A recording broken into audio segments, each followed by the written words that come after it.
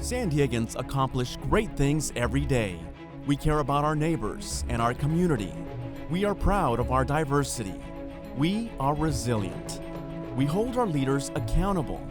We live in one of the most dynamic cities in America, the San Diego Union-Tribune, telling San Diego's story for more than 150 years.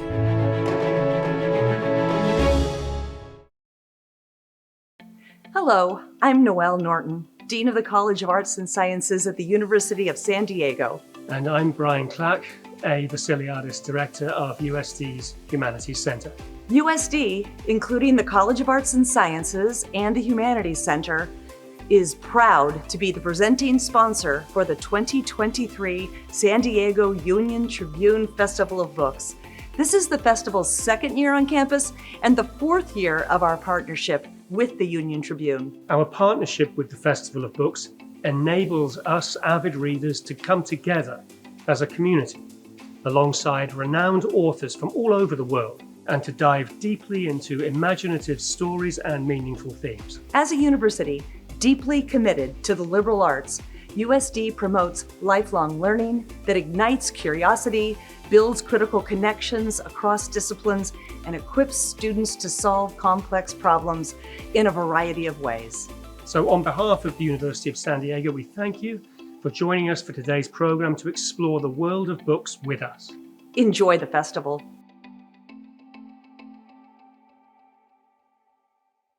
Hey everyone, my name is Clarence A. Haynes. I'm a book editor and writer, and I'm proud to introduce a book that I've worked on as co-writer, Nubia, The Awakening.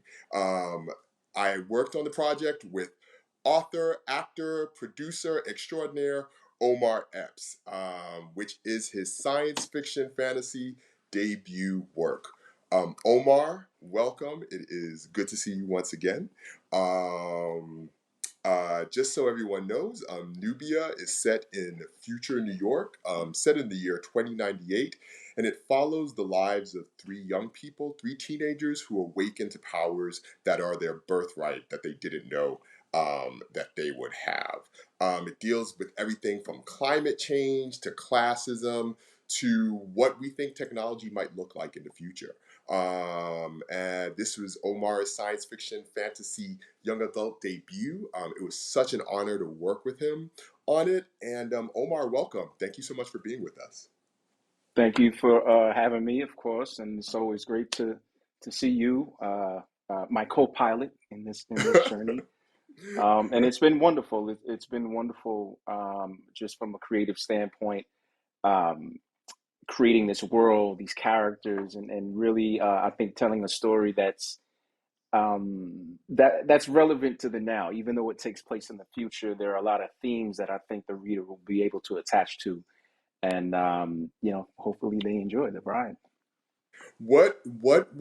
Talk a little bit about your inspiration. I feel like when you brought me on board to work with you as co-pilot, as you so kindly say, that there was a vision that you had. And what was that core vision? I often see it as like archetypes that you wanted to present and explore. Can you talk a little bit about your vision there? Absolutely, absolutely. So my vision, for Nubia, it really came from studying the past, and really, I'm sort of a low-key history buff. I'm just fascinated with the human experience and the ancient world and how the rudimentary things were, but yet there were these common themes that I think that every human being has. Like every human being at some point in their existence has had the same thought, and for me, sort of unearthing those things from an individual aspect, and then looking at the greater parallels, if you will, between us as a collective. And I wanted to look at the world through the eyes of a developing mind. So that's why it's really interesting when you sort of put these labels on the book, like young adult, sci-fi, futuristic. Like that was never my intent initially. Like I didn't even know those things existed. I just Hmm. I'm the creative guy, and I just had these ideas. And as we got together and started putting it together, it's like it's in this genre, and these are sort of the rules. And me, I'm like, okay, well, how do we push it to the limit? But looking through the lens of a developing mind, because I feel like that's sort of where you find yourself. You're at an age 14, 15, 16, where you kind of got some of life down. You think you know more than you do, but you kind of really are in tune with a lot of things because you're just a sponge and you're absorbing it. And then it was the idea that I believe we all have some form of a superpower, um, in a tangible way. A simplistic way to look at that is some people are just innately kind. Some people are innately very strong physically, and so forth and so on. Whether you're going from someone like, I don't know, a Marcus Garvey, Muhammad Ali, to a Steve Jobs or a Bill Gates. And so in creating these characters, it's like, what would their superpowers be? And how would that work in the collective? And what is the greater good that could come from that? And so one of the biggest underlying themes is the idea of unity, um, in the human experience, and how that takes shape and form. And are we unified for the right reasons? Are we unified for the collective, or playing on that for our own individual desires? The one thing, and so in terms, and so for people, for viewers, you should know that we're not going to spoil what's in the book, but I think it's okay to say that different characters, all of the primary characters are in their teens, and different characters, as they awaken to whatever their abilities are, it tends to be a reflection of who they are as a character, just to piggyback what Omar is saying. And so our main character, our hero Uzochi, we won't tell you what his ability, or I should say abilities, are, but it is a reflection of his status as someone who is super smart, driven, and also quite caring, even though it's, his ability to really show that is part of the arc of the book that Omar and I worked a lot on. And speaking of the working process, you, Omar, one thing that I realized working with you is that you never run out of ideas. That you're always someone who is like, I'd be like, okay, we have this, this, this. And you'd be like, yeah, but have you thought about this and this? And can we work this in there? And I've never quite had that experience with someone where literally it felt like ideas were infinite. And so what's your process? Where does that come from? Like, what's your spark? You hit the nail on the head when you said, like, the ideas are infinite, and I think that's Mm-hmm. really important. As an artist, I try to keep myself open to all possibilities. And as an actor specifically, there's this old saying where they say there are no wrong choices. And to me, Mm-hmm. that's a really interesting notion when you're in the confines of a story, of a character. And so Mm-hmm. for me, it's storytelling is a democracy. It's less about like what I feel. We tend to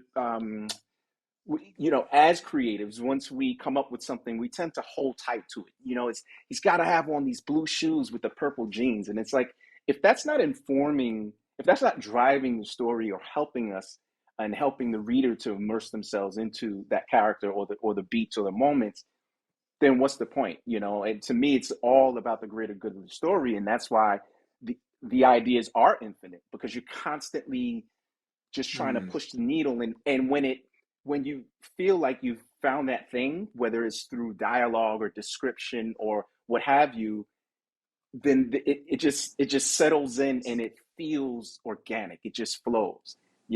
And I'm all about, how do we make it better? How do we amplify the message that we're trying to send in these different moments, and what have you? So that's the fun part. Being a creative is just like constantly, well, what about this? Well, what if we, that's great, but what if they were in you know, a magic carpet and they were like surfing a tsunami? You know what I mean? You just keep going. It's just like, that's too far left, but I get what you're saying. How would you say, to piggyback on what you just said, because then I feel like that's also the approach you took with the characters.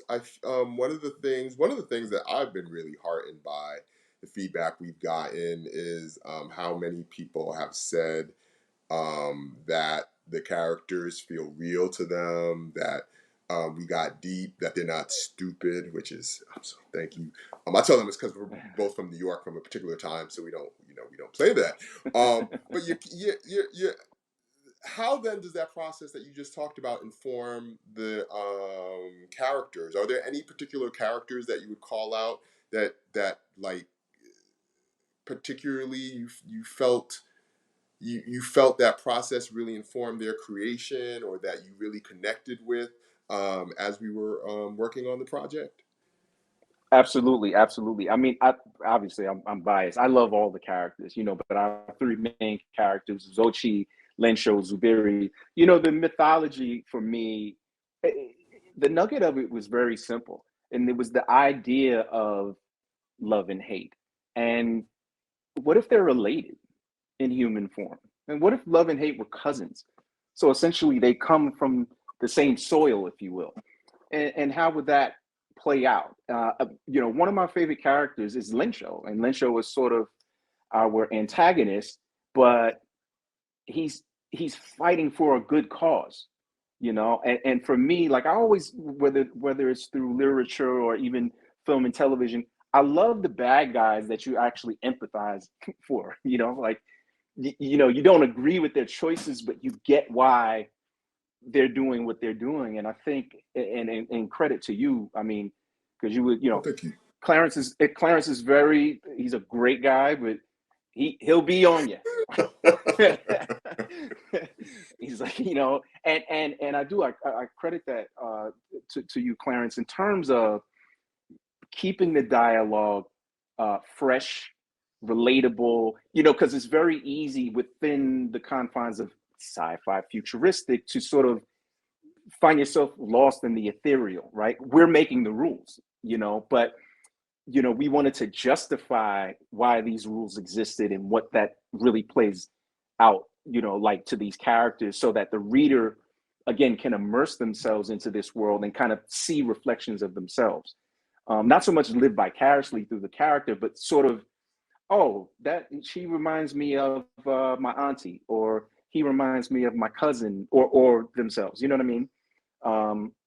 So I hope that answers the question, but just that essential nugget and keeping it simple, and then expanding from there. And how does that look in an awkward teenager who's just sort of figuring themselves? Life is so abundant when you're that age, because there's so much to explore, and you think you know more than you do. But again, going back to what I said earlier, kids are just sponges, just soaking up so much information. And especially the kids of today are very different from when we were 14, 15.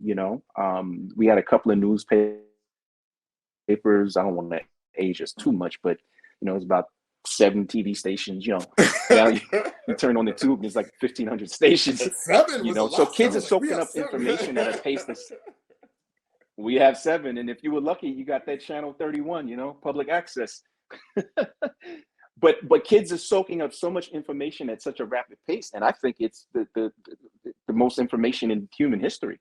And I'm fascinated by what that is going to look like in 20 years, 30 years, 40 years, 50, 100 years from now. How will the human beings evolve? And we try to explore some of those notions in the book through our main characters. Yeah, I would also that's awesome. I everything you said, I'm on board with, as you know. And I will say you made it easy in terms of the process. And I'm sometimes hardcore with these things because of my background as an editor. Even though I had my comeuppance with our editor, because I was like, oh, now I know what it feels like. But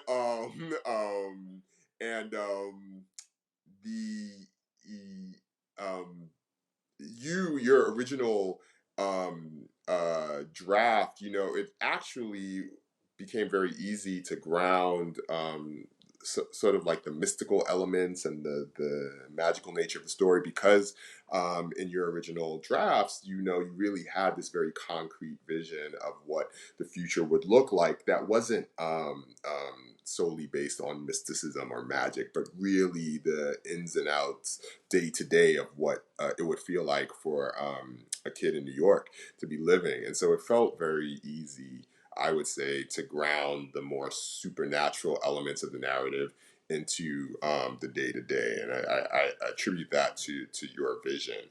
Also, speaking of on the real, and also speaking of characters, so we should. I want to let readers know. So Nubia, it's told from four perspectives. Omar mentioned three of them: Uzochi, Zuberi. I should say Uzochi, his cousin Lencho, and the girl Zuberi. And then there's a fourth character who she's the daughter of the we call him the technological kingpin, and her name is Sandra. And Sandra is I don't know if if you've seen feedback, Omar, but quite a few people have lost their minds about her and her arc and the choices she makes. And what's your take on having edgy characters? Because I would say, right, Sandra and Lencho are edgy. Are edgy characters who do things that they make choices that people would say this is questionable. What's your take on that? Why do you think it's important to have that in the mix? One of the things I connected with you about is I too like edge, and so what does that why is that important to you to have there? That's a really great question, first of all, Clarence.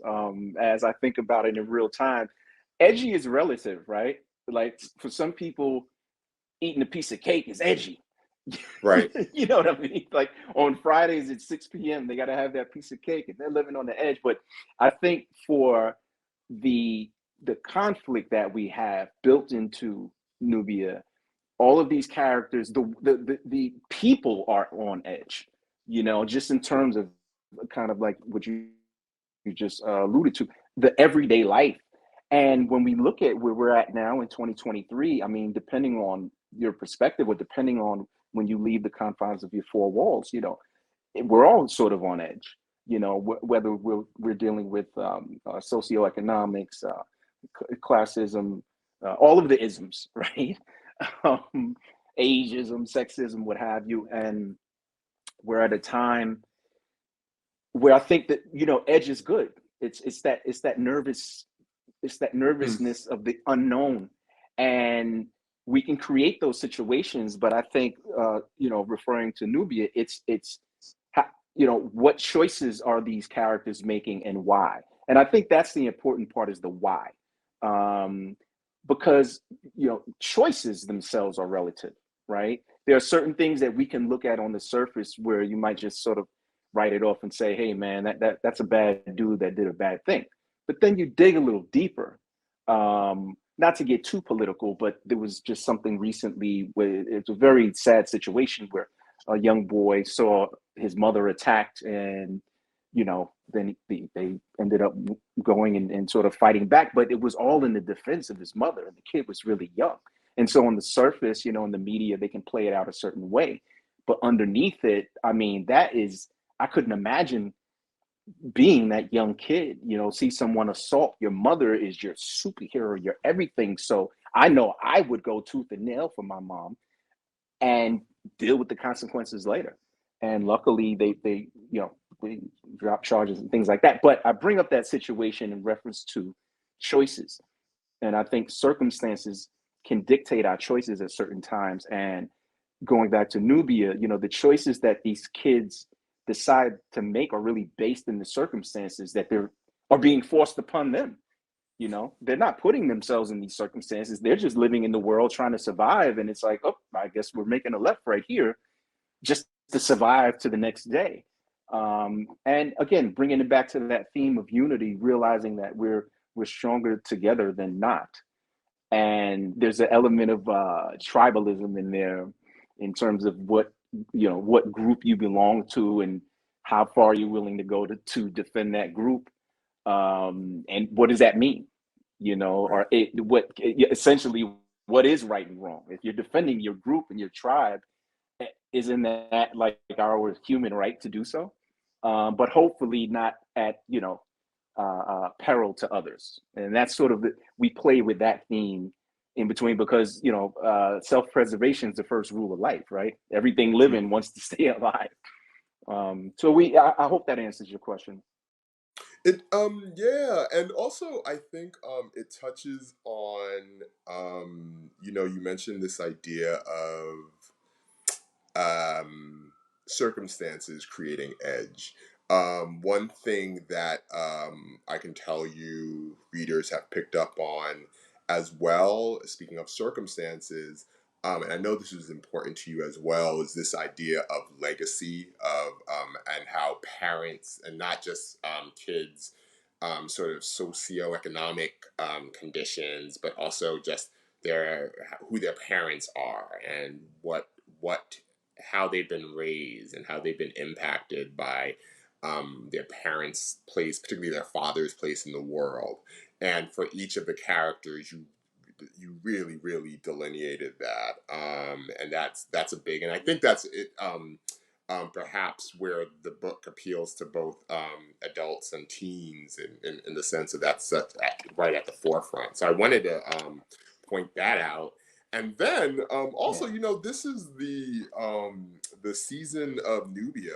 We have the hardcover is out, the paperback is about to come out in August, the very beginning of August, and then the sequel, we worked our butts off, y'all, is coming out in late September, The Reckoning. And so it's the Nubia, reckoning, Nubia, Nubia. the Y'all just gonna awakening see to the reckoning. Nubia, all the time, everywhere. And without giving anything away, how would you compare the tones of the two books without giving anything away, particularly in Yes. book two? Because I know how I feel, like how they compare and contrast. How would you describe the contrast? Well, let's start with the first book, and let's start with the title, Nubia, the Awakening. Each day that we wake up is sort of the first day of our lives, and it's about discovery. And so, from a literary perspective, it was a lot of setup, right? We have to get the readers comfortable with not only the characters but the world and the rules, and so gotta be a little patient. It's a little bit of a slow burn. Okay, book two, The Reckoning. These are the consequences of prior actions. And so the reckoning is like a roller coaster ride from page one. I mean, stuff is going left and right, and things and I love the pacing of the second book. It's this urgency, and the stakes are really high, and our characters have grown. They're a little bit older, but now from their journeys in book one, they've got some chinks in the armor, a little bit of scars, but their feet are planted now. They are grasping a sense of their purpose as individuals and also collectively. So it's a very, very intense book, The Reckoning. And again, I go back to the title because, when I say that word out loud, I just see like these super like powerful forces just, flying through the sky. I'm just waiting for the collision, like, uh-oh. So hopefully the people will read book one and be foaming at the mouth to read book two. I completely agree with your assessment, because I felt like book one is a slow build.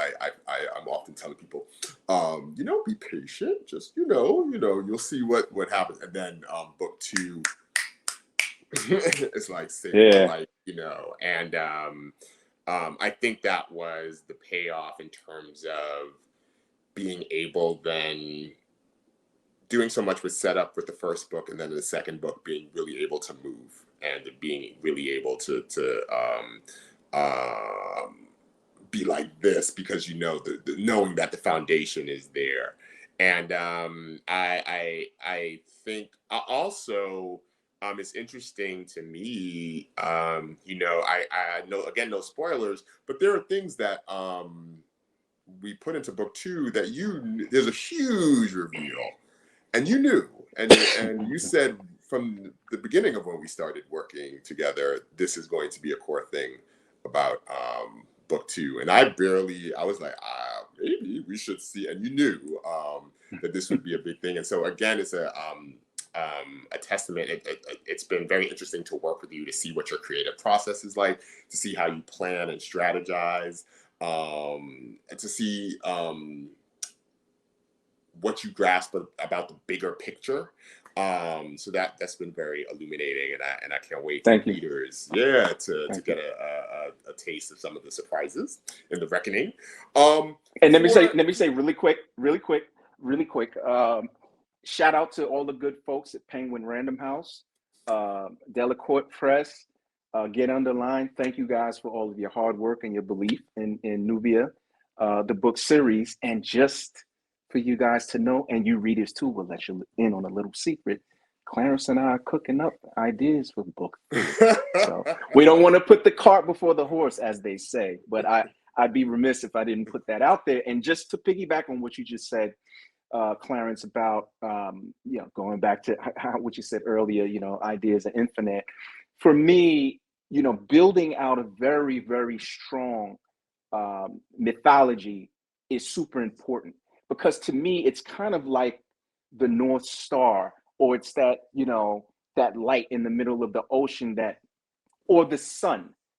No matter where you are on Earth, the sun is somewhere, and it sort of points you. And so building that mythology and just really digging and digging and digging, it sort of gave us a foundation to play with, a universe that was just abundant to play with as we progressed in the storytelling. Going from a book 1 to a book 2 was just seamless. It wasn't a reach, let's try to make this. It's almost, of course, I'm going to harken to a film reference, but when you look at The Godfather 2, yeah, because in my opinion, The Godfather 2 is arguably the best sequel ever made, because it's arguably better than the first film. And so, obviously that's a super high bar, but we were chasing that with Nubia, The Reckoning. It was easy, and it was what we found is that book 1 couldn't really contain everything that needed to be done, and so it became very easy then, because and just for viewers to know, book 1 was a lengthier process for us, whereas book 2, it was fast. And I think a lot of that came from the general planning, and then just what organically happened, that once we reached book 2, we knew what needed to be said, and we could really move. I would also Clarence was so patient with me, to all the viewers, because I am that guy that will call you at 2:30 in the morning, like, hey, it's all good. What do you think if they're eating grapes? And you're like, why are you calling me at 2:30 in the morning about grapes? It's all good. Also, a special, speaking of Delacorte shout outs, I'd like to shout out our editor, Krista Marino, who actually has San Diego connections, and she's brilliant, and there are things that she knew how to shape and advise us to do things a certain way. And then I've been like, as we're in the midst of pub dates, and I'm like, this is I understand. Just a brilliant visionary and narrative genius, I call her. So Krista, hey. Omar, what do you want? We're going to wrap up, but what do you want your particularly young people? What do you want young people to take away from these books? Like what are some important messages and themes? Ooh, that's a good one. I mean, for me, I want our young readers to walk away with a sense of self-worth, a sense of purpose. And for me, the biggest thing, again, I can't say this word enough, is the feeling of unity, the knowledge that, our earth is so vast. Think about this. the Earth is so big, most of it is underwater. So what do we really know about the planet that we inhabit? And we know that we're surrounded by other planets, okay. And it just keeps going and going and going. So the reason why I'm saying that is because how many species of birds exist on our planet? How many species of plants exist on our planet? And things of that nature. It's relative because as human beings, we're supposed to be different shapes, sizes, supposed to speak different languages and so forth and so on. But the commonality that we have is we're all human beings. And so it's not about my tribe against yours. It's I want to respect your tribe and hopefully you respect mine, and we're learning and we're growing and evolving together as one. There is an African word, Ubuntu, and it means I am because we are. And that's a theme that I want the readers, especially the young ones, to walk away with, realizing that for us to keep progressing and getting better in our daily lives as individuals, as a collective, we need to do it together. And the question that I will ask each reader is, what is your superpower? Think about it. On that note, Mr. Epps, thank you once again for being you and for your time. Really, really appreciate it. And it is continuing to be a pleasure to work with you. And same here, Clarence. Thank you, man. Thank you. To our viewers, we hope you enjoyed our conversation and encourage you to order a copy of Nubia, The Awakening to experience our story. The festival's indie bookseller, Mysterious Galaxy, will have signed copies available at their stores and at the festival. You can also purchase it through the festival's online bookstore, bookshop.org. Again, that's bookshop.org. The link is at the bottom of the screen. With your purchase, you support the festival's indie booksellers who enrich our literary community. And finally, please donate to the San Diego Council on Literacy so everyone can receive the gift to read. You can donate through the festival website at sdfestivalofbooks.com and click the donate tab. This ends our session, but you can continue watching the festival's on-demand videos and live-streamed author panels. All videos are available on sdfestivalofbooks.com. Thank you for sharing your time. We hope you'll share the video, and peace out, everyone. Much love. Clarence, Thank you, Omar. P.S., a quick P.S., you can pre-order Nubia, The Reckoning right now. Right now. Thank you, everyone. Peace. Take care.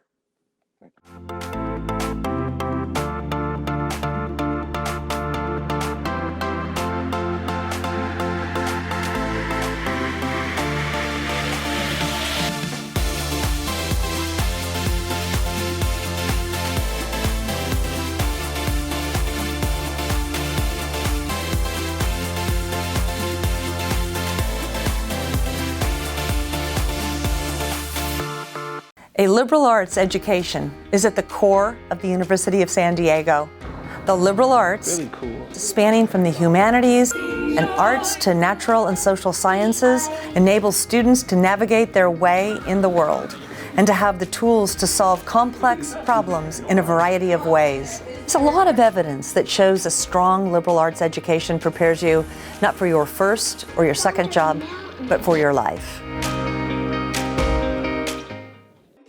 We use our phones to order food, share our stories, and so much more. SDCCU made banking from your mobile device easy too. You can do so much. Get up-to-date account balances, deposit checks, and more, safely and securely, all through the convenience of your smartphone. Get all of this and more with free checking with e-statements. SDCCU, it's not big bank banking, it's better.